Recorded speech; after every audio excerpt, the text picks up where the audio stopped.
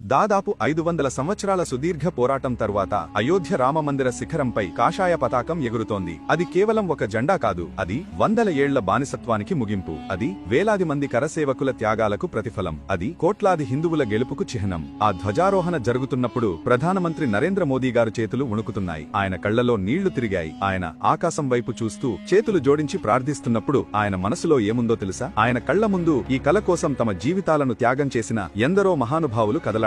ఎన్నో ఏళ్లపాటు న్యాయం కోసం పోరాడిన నాయకులు, ప్రాణాలకు తెగించి అయోధ్యకు వచ్చిన కరసేవకులు, అవమానాలు భరించి దెబ్బలు తిని ప్రాణాలర్పించిన ప్రతి ఒక్కరి ముఖం ఆయనకు గుర్తుకొచ్చింది. ఆయన చూస్తున్నది కేవలం భవిష్యత్తును కాదు, 500 ఏళ్ల గతాన్ని కూడా. ఆ ఒక్క క్షణంలో ఆ పోరాటమంతా ఆయన కళ్ల ముందు ఒక సినిమా రీలులా తిరిగింది. అందుకే ఆయన కేవలం ఒక ప్రధానిలా అక్కడ లేరు. ఆ ఉద్యమంలో ఒక కార్యకర్తగా, ఆ కలను తన గుండెల్లో మోసిన ఒక భక్తుడిగా, ఆ త్యాగాలన్నింటికీ సాక్ష్యంగా ఆ చారిత్రాత్మక క్షణంలో ఆయన భావోద్వేగానికి లోనయ్యారు. ఆ వణుకుతున్న చేతులు, ఆ చెమర్చిన కళ్ళు, ఆ ఒక్క దృశ్యం చాలు శ్రీరాముడి కోసం మనం ఎంతకాలం ఎదురుచూశామో చెప్పడానికి. ఆ ఒక్క క్షణం చాలు ఈ విజయం వెనుక ఎంత నొప్పి, ఎంత త్యాగముందో అర్థం చేసుకోవడానికి. ఈ దృశ్యం చూశాక మీకేమనిపించిందో కింద కామెంట్స్ లో చెప్పండి. జై శ్రీరామ్ అని మనస్ఫూర్తిగా నినదించండి. ఈ వీడియో నచ్చితే లైక్ చేసి ప్రతి హిందువుకి షేర్ చేయండి. జై హింద్.